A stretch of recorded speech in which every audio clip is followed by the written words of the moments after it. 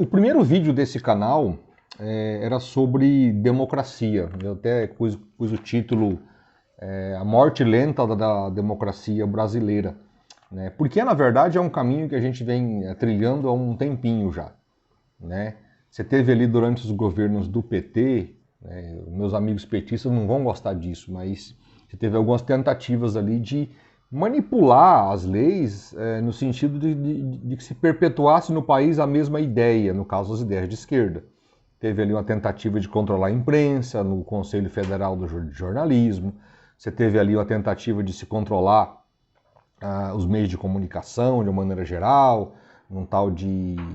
Era um documento lá de direitos humanos, assim, tinha umas coisas muito perigosas ali, mas tudo aquilo foi criticado pela imprensa, pelos outros políticos, e o próprio partido, acho que o PT entendeu que não era o caso e largou mão daquilo e pronto. E aí, se isso, fiz uma crítica ao PT, mas vale aqui um elogio. O PT, por exemplo, perdeu as eleições de 89, perdeu 94, perdeu 98, perdeu várias eleições estaduais, ganhou 2002, 2006, 2010, 2014, perdeu 18, e o PT nunca ficou aí tentando dar golpe ou tentando ir para luta armada ou qualquer coisa parecida. Né? Aceitou o resultado, reclamou, tá, às vezes acusou uma coisa ou outra aqui, e o mesmo vale para todos os partidos. Aí, recentemente, temos um presidente que questiona o tempo todo a democracia brasileira, dizendo que há fraude nas eleições que ele ganhou. É engraçado, né? Ele foi eleito uma vez vereador, 7 vezes eleito deputado, tudo bem, parte disso é voto impresso, na cédula, né? Mas a partir de 96, você teve eleição em 98, 2002, 2006, 2010, 2014, em todas ele foi eleito deputado. O filho dele, o Carlos Bolsonaro, já está no 6º mandato de vereador, tudo com urna eletrônica. Né? O outro filho dele, o que agora é senador, com urna eletrônica, foi também deputado estadual no Rio de Janeiro, com acho que 4 vezes com urna eletrônica. O outro filho dele, que é deputado federal em São Paulo, já no 2º mandato, 2 eleições com urna eletrônica. Né? Mas agora não, o ano que vem, né? Vou perder a eleição porque tem urna eletrônica. Tem que ser meio estranho para cair nessas conversas. Mas ele fica tentando, de alguma forma, mobilizar a sociedade para uma ruptura democrática. Né? Essa história dele bater no STF o tempo todo é uma tática de quebrar um dos pilares da democracia. Ele também batia no Congresso, é que agora ele fez um acordo com o Centrão, então ele sossegou, mas o STF ele continua batendo. Mas vamos lá.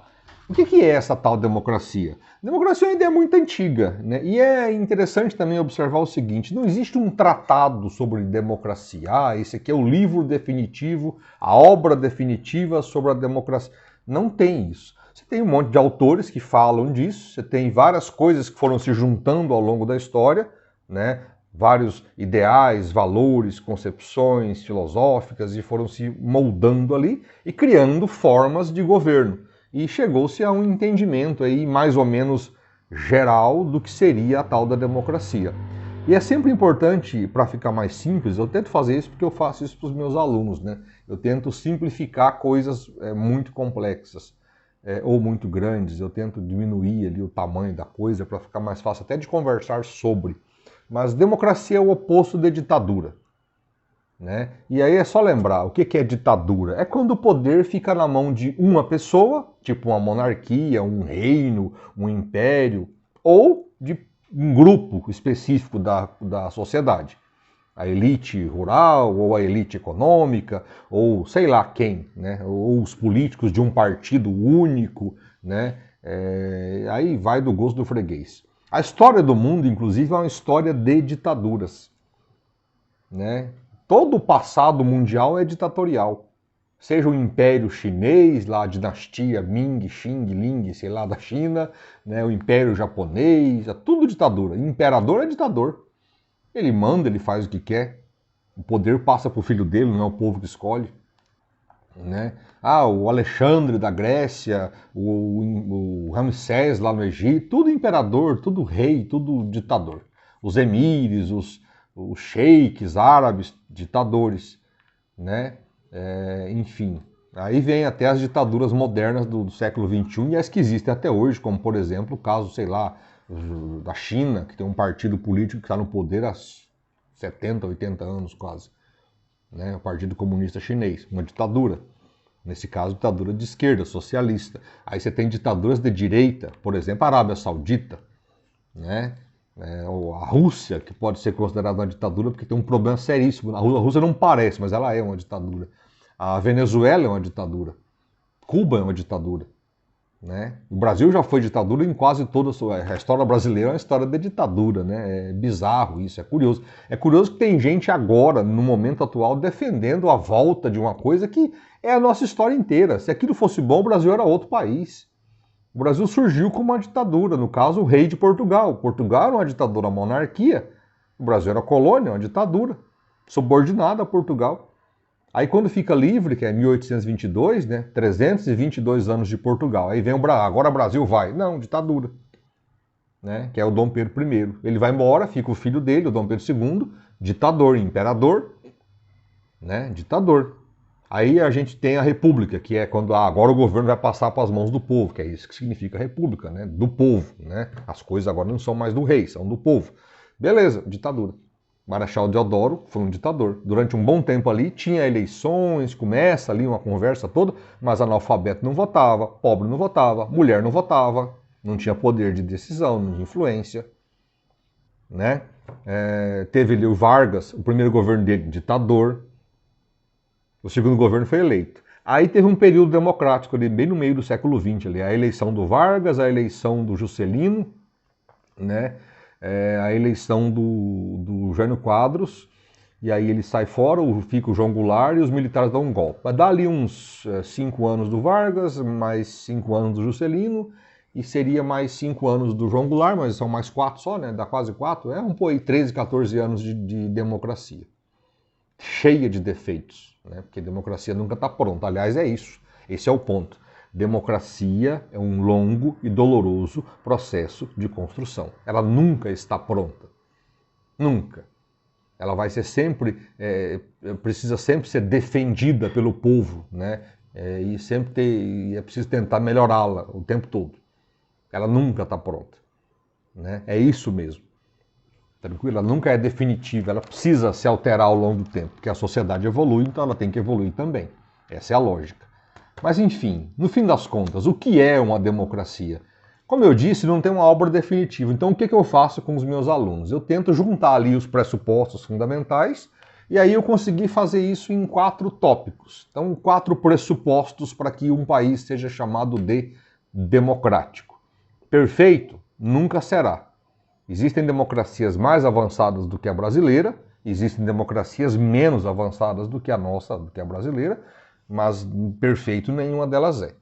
É preciso avançar, isso sim, e defendê-la, porque ela é frágil. A democracia é um regime que permite, inclusive, que alguém defenda o seu próprio fim.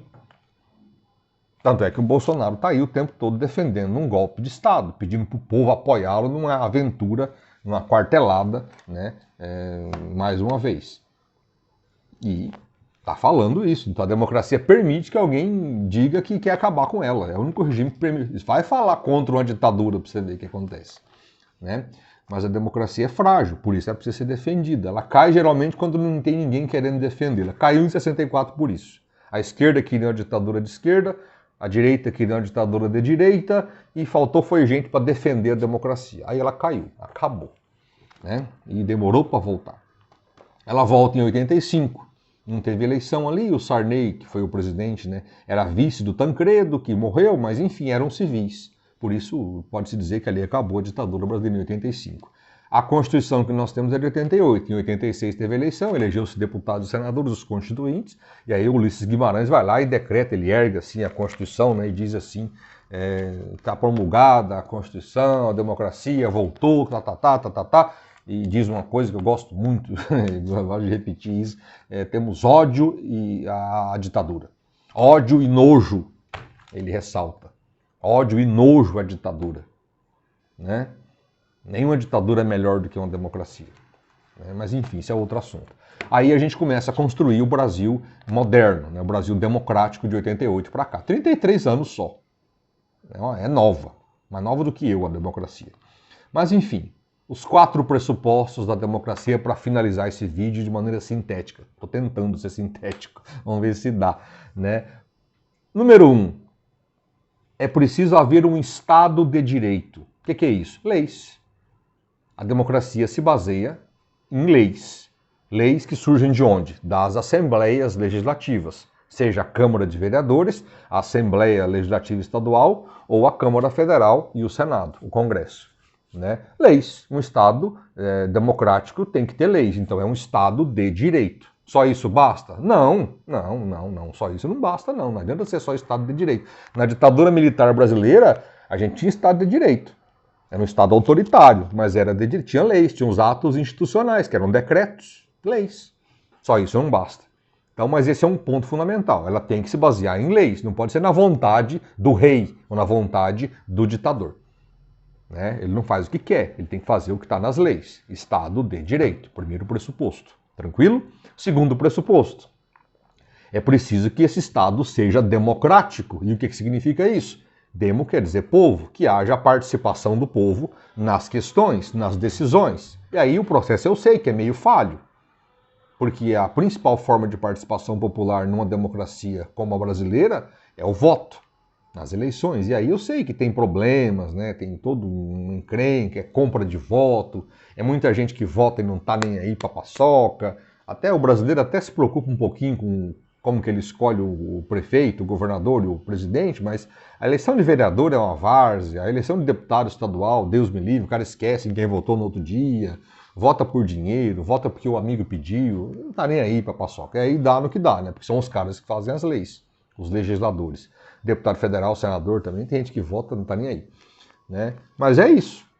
O povo tem que votar. Tem outras formas do povo participar? Tem, são limitadas, mas tem. Ele pode se manifestar, manifestações, ele pode se associar, um sindicato, uma associação, um grupo político na internet, ele pode atuar na rede social, existem formas de pressão popular. Né? Fazer petições, né, públicas e entregar no Congresso, né? Muitas petições públicas viraram lei, inclusive. Né? Então, no fim das contas, é preciso ter participação do povo. Só isso basta? Também não. Por exemplo, na China tem eleições e o Partido Comunista Chinês ganha todas as eleições. Olha que interessante. Todos os deputados são do mesmo partido e o povo vota. O povo é obrigado a votar. Igual Saddam Hussein. Né? Ele ganhava a eleição com quase 100% dos votos. Às vezes tinha um voto contra, mas na outra eleição esse voto já nem estava presente, mas ele dava um jeitinho de desaparecer com o sujeito. Né? Ditaduras às vezes têm eleições para fingir, para fazer de conta. Né? Então não basta ser Estado de direito e Estado democrático. Só isso não. O terceiro pressuposto, separação de poderes. É preciso haver uma separação, um equilíbrio entre o legislativo, o executivo e o judiciário. Se um está com mais poder do que o outro, tem algo estranho aí. Tem alguma coisa errada. E as funções deles não são as mesmas. O executivo cumpre aquilo que é definido nas leis. O legislativo cria as regras, cria essas leis. O judiciário observa. O judiciário ele não pode interferir nisso. O máximo que ele pode dizer é, olha, essa lei aí que vocês aprovaram, ela não está de acordo com uma outra lei maior. Aprova uma lei, por exemplo, que autoriza você matar alguém que se você não gostar porque ele usa óculos, né? Essa lei vai ser declarada inconstitucional. Por quê? Porque a Constituição brasileira diz que você pode usar óculos de boa. Existe uma liberdade de escolha. Né? Então, uma lei tem que estar de acordo com a Constituição. Mas o judiciário não vai criar uma lei, ele pode interpretá-la. Né? Mas dizer se está certo ou errado. É para isso que ele serve. O legislativo não interpreta leis, não faz nada. Não é ele, não é o deputado que faz o asfalto na sua rua. Ele pode até prometer, mas não é ele que vai fazer. Vai ter que ser o prefeito ou o governador, ou o presidente da República. Legislativo legisla, debate, discute, né? E o executivo executa, o nome já diz, né? O prefeito é o cara que tem que fazer as coisas. O governador tem que executar as coisas, o presidente tem que executar as coisas. Essa é a função deles. E eles são equilibrados, um não está acima do outro. Fundamental isso. Só isso basta? Não. Aí vem o ponto central aqui que eu entendo da democracia, que é uma coisa que eu chamo de, sei lá, conjunto de valores da cultura ocidental, conjunto de valores do Ocidente. Por que eu digo Ocidente? Porque a democracia surgiu no Ocidente. Ela existe no Oriente. no Japão, por exemplo, na Coreia do Sul, né? Mas ele é uma ideia ocidental. Esse conjunto de valores, ele foi aprimorado ao longo do tempo, desde lá da Grécia, né, que é a democracia cheia de problemas, a Grécia tinha escravos, a democracia surgiu com escravos, mas mulheres não participavam, enfim, construção, longo e doloroso processo de construção, nunca está pronto, mas ela aprimorou-se ao longo do tempo e chegou até nós, né? E que valores são esses? Tolerância, respeito a minorias, respeito às diversidades, né? Valores da civilização ocidental. Tolerância. Eu posso não gostar de você. Eu posso achar você uma pessoa péssima, com ideias erradas. No entanto, eu preciso tolerar a sua existência, tolerar a sua voz, tolerar a sua fala. Não precisa ser seu amigo, mas eu preciso tolerar. Você tem o mesmo direito que eu de existir, de exercer a sua cidadania, né? Respeito às diversidades, porque nós somos diferentes.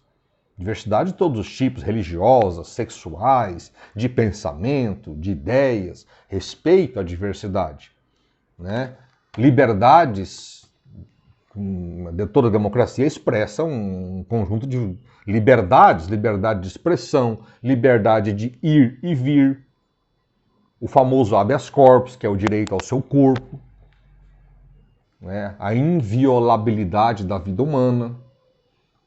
São questões essenciais.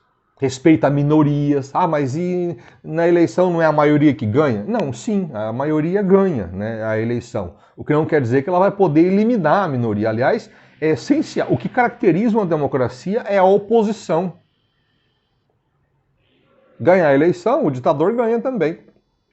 O que caracteriza a democracia é que a oposição ela é escolhida pelo povo para ser a oposição. A função do cara que perde a eleição é ser a oposição. Ele vai ser o crítico do governo, crítico no sentido assim de apontar os erros, apontar soluções. Se não tem oposição, não é democracia. Tem que ter oposição. Quando você vê um político querendo acabar com a oposição, não é um bom sinal. Ele tem um coração autoritário. Isso à esquerda e à direita, tá? Não é exclusividade de um só, não. A outra coisa, quando você vê um político tentando acabar com a imprensa, dominar a imprensa tem que ser a favor do governo? A imprensa tem que elogiar o governo? É lógico que não. A imprensa é oposição ao governo, tem que ser crítica ao governo, é a única função dela. Né? Como diria o Milor Fernandes, imprensa é oposição, o resto é armazém de secos e molhados. Pô, se o governo quer ser elogiado, ele contrata uma empresa de publicidade. Tem verba, a verba gorda, inclusive. Tem verba para isso. Contrata uma empresa de publicidade. Tem assessor de imprensa, não precisa ser um jornalista te elogiar. Jornalista que elogia o governo está deixando de ser. Está abandonando a profissão. É até vergonhoso que isso aconteça. Né? Imprensa é oposição, essencialmente é isso. Ela tem que cumprir um papel de criticar, de investigar, de escarafunchar ali para encontrar alguma coisa. É isso mesmo. Lógico, dentro das regras do jogo, né? Existem regras para isso. Mas imprensa é oposição, é sagrado o direito de oposição. Né? Mas é isso, esse conjunto de valores é o que caracteriza a democracia. Quando você junta tudo isso, aí você tem de fato uma democracia, beleza, civilizada, moderna, atual. Né? Estado de direito, Estado democrático, separação de poderes e um conjunto de valores da cultura ocidental, tolerância, respeito às minorias, direitos humanos, né? Que é esse conjunto de valores, é direitos humanos que muita gente entende, é direito de bandido. Mas lógico que não, Zé. Lógico que não, Dona Maria. Lógico que não, seu Zé. Direito de todo mundo, meu e seu. Direito à vida, direito a ser respeitado. Direito a não ser agredido. Isso é direito humano. Ah, mas isso protege os bandidos. Não, não, não, não, não. Os bandidos, inclusive, são chamados de bandidos porque agrediram os direitos humanos de outras pessoas. Um bandido que vai preso, foi preso por quê? Porque agrediu o direito humano de outra pessoa. Foi preso, julgado, condenado, processado, né? Julgado e condenado. Por isso está preso. Direitos humanos são os direitos das pessoas. Eles precisam ser preservados. Tranquilo? É isso. Basicamente é isso. Dá para resumir a democracia dessa forma. Simplificar dessa forma. Eu sei que não é o ideal, mas para vídeo de YouTube, acho que isso é melhor do que ficar aqui fazendo um tratado gigantesco indicando autores e obras e livros, porque isso não vai ajudar em nada. Ajuda, eu sei, mas a maioria das pessoas não tem nem tempo para ficar lendo certas coisas, né? Mas acho que é um papel nosso aqui de ajudar nesse processo. Eu sou um defensor da democracia brasileira porque sei que ela é frágil, né? Ela vai sendo solapada aos poucos se não tiver quem a defenda. E a gente vive um momento muito complicado. Tem muita gente relativizando a democracia como se a alternativa a ela fosse algo interessante, fosse melhor, e não é. Não é. Eu fiz um tempo atrás 2 vídeos aqui sobre saúde e educação na ditadura e deu para ver que era, se você assistiu, se não vai, dar uma olhada lá, como que era a ditadura naquele tempo lá sobre saúde e educação. E há outras questões que eu posso fazer também para demonstrar. Não há nada de bom que se faça numa ditadura que não possa ser melhor numa democracia. Democracia é um regime de avanços, de luta, porque ela precisa ser construída, né? Dolorosamente construída, mas é isso. E nós precisamos defendê-lo. Ah, mas eu não gostei da eleição do Bolsonaro, quero derrubá-lo a qualquer preço. Não, não pode. Dá para derrubar ele? Dá, tem regras para isso. Dilma caiu assim. Os petistas não gostam disso, mas não foi golpe o que aconteceu com a Dilma. Você pode até dizer, foi uma armação política? Concordo. Né? Foi falta de habilidade política do governo? Concordo também. Especialmente a eleição do Eduardo Cunha, o deputado bandido lá que conduziu o processo de impeachment. Mas o processo de impeachment tinha uma base real. Haviam coisas erradas no governo Dilma. Né? E o impeachment é um processo político, é sempre bom lembrar. O impeachment não é um processo penal puramente. Né? Senão seria feito por um juiz e tal. Não, ele é político. O impeachment é coisa de deputado, de senador. Ele é político. E depende muito da opinião do povo. Né? E é por isso, aliás, que eu não gosto de presidencialismo. Eu defendo o parlamentarismo por isso aí. A Câmara dos Deputados é muito mais diversa, representa muito mais a sociedade, e aí sair dali um primeiro-ministro é sempre mais interessante. Inclusive para derrubá-lo, se for o caso. Porque cai um, entra outro e não acontece nada. Ninguém morre. Beleza? Mas é isso. Democracia é isso. Dá trabalho? Dá, mas é muito melhor. Sempre digo para os meus alunos, os melhores lugares do mundo para se viver são democracias. Ou uma outra coisa que eu digo, uma vez até o professor Bruno, um amigo meu lá de História, professor de História que está hoje no Colégio Militar, na época a gente estava em Dourados, ele dizia assim, nunca houve uma guerra entre 2 democracias. Ele até me questionou lá num certo ponto, eu discordei dele, mas enfim, está valendo a questão. Nunca houve uma guerra entre 2 democracias. Todas as guerras envolvem ditaduras. Nunca houve uma guerra entre 2 democracias. Porque democracia se baseia nos princípios dos direitos humanos. Diálogo, tolerância, isso evita guerras. De novo, os melhores lugares do mundo para se viver, onde a educação é melhor, a saúde é melhor, onde a vida é melhor, onde há mais liberdade econômica para empreender, são democracias. Beleza? É isso aí, a ideia era essa, espero ter contribuído aí para o seu entendimento, para o entendimento de mais pessoas. Divulga esse vídeo se você gostou, me ajuda aí a popularizar o canal, né? Valeu, obrigado aí, até mais.